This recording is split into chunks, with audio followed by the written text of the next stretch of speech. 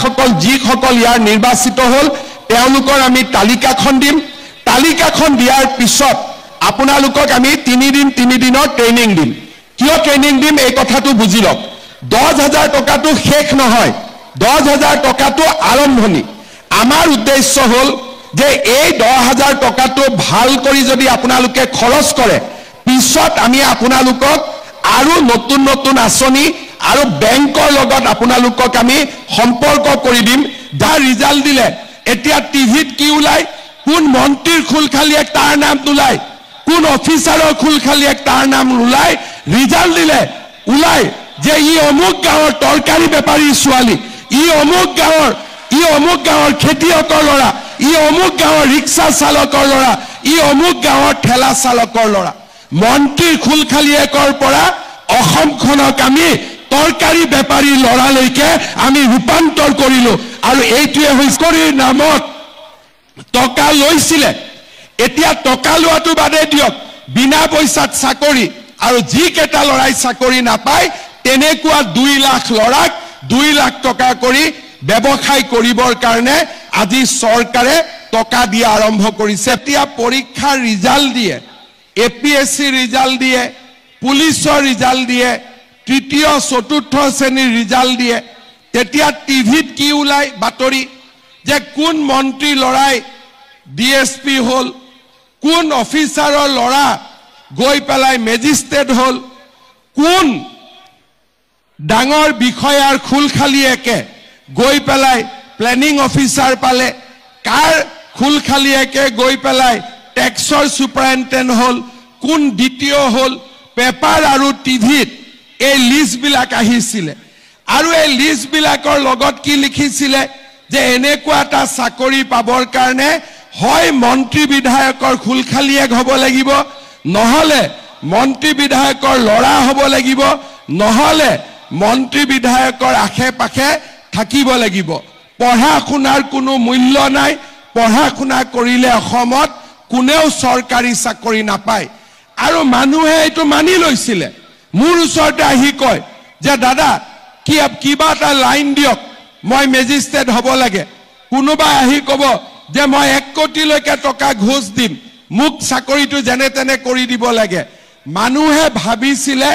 টকা দিয়াটোৱে নিয়ম আৰু বিনা টকা চাকৰি কেতিয়াও সম্ভৱে হ'ব নোৱাৰে আৰু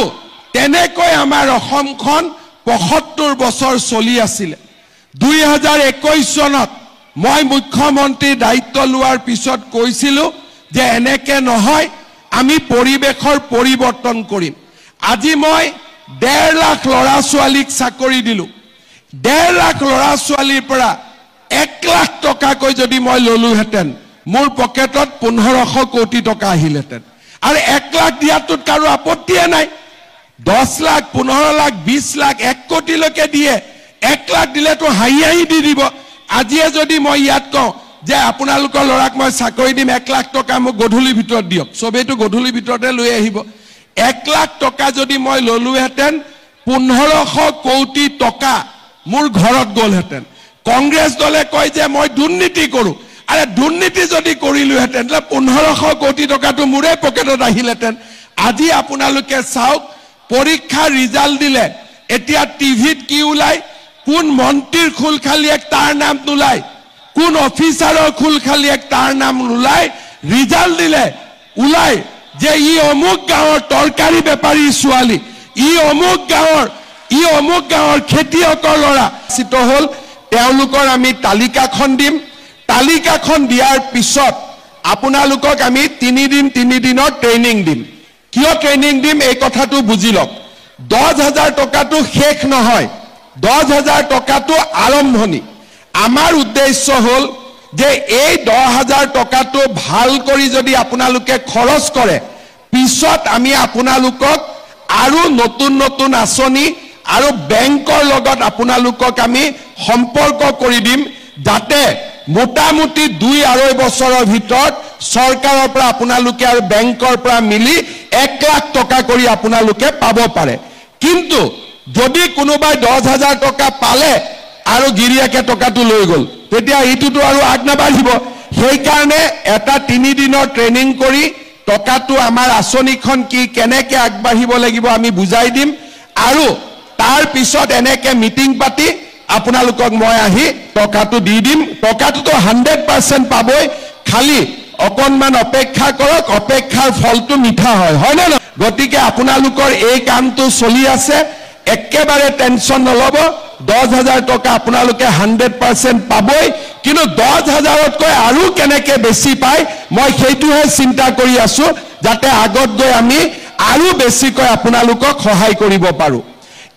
এতিয়া মোক লৰাবিলাকে কৈ আছে যে মামা আমাৰ কাৰণেও কিবা এটা কৰক এইবাৰ বাজেটত লৰাবিলাকৰ কাৰণেও মই ভাল স্কিম এটা দি আছো যাতে ছোৱালীৰ লগতে লৰাবিলাকো যাতে তেওঁলোকে আগবাঢ়ি যাব পাৰে আগতে কোন চৰকাৰৰ দিনত আমি অৰুণোদয় পাইছিলো কোন চৰকাৰৰ দিনত আত্মসহায়ক গোটে উৎসাহ পাইছিলে কোন চৰকাৰৰ দিনত নিযুত মইনা আঁচনি হৈছিলে কোন চৰকাৰৰ দিনত আগতে দালি আৰু চেনিও ৰেচন কাৰ্ডত দিয়াৰ কথা হৈছিলে কোন চৰকাৰৰ দিনত এনেকৈ মাইক্ৰ' ফাইনেন্সৰ লোন ৰেহাই পাইছিলে আৰু কোন চৰকাৰৰ দিনত আপোনালোকে আজি 16 লাখ মহিলা ঋণৰ পৰা মুক্ত হ'ব পাৰিছিলে বা কোন চৰকাৰৰ দিনত এনেকৈ লখিমপুৰ ধেমাজি অসমৰ আটাইতকৈ পিছপৰা অঞ্চলটোত কোন চৰকাৰৰ দিনত পোহৰ আহিলে এই গোটেই কথাবিলাক আপোনালোকে নিশ্চয় চিন্তা কৰিব আপোনালোকৰ মনত ৰাখিব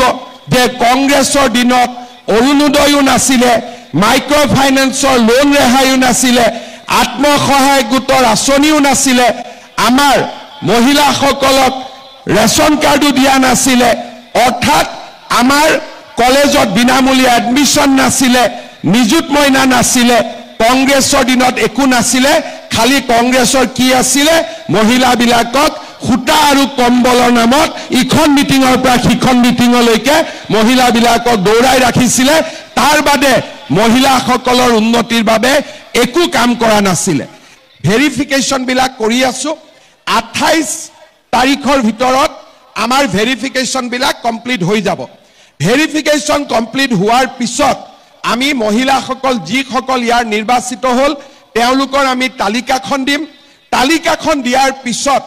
আপোনালোকক আমি 3 দিনৰ ট্ৰেইনিং দিম কিয় ট্ৰেইনিং দিম এই কথাটো বুজি লওক 10,000 টকাটো শেষ নহয় 10,000 টকাটো আৰম্ভণি আমাৰ উদ্দেশ্য হ'ল যে এই 10,000 টকাটো ভাল কৰি যদি আপোনালোকে খৰচ কৰে পিছত আমি আপোনালোকক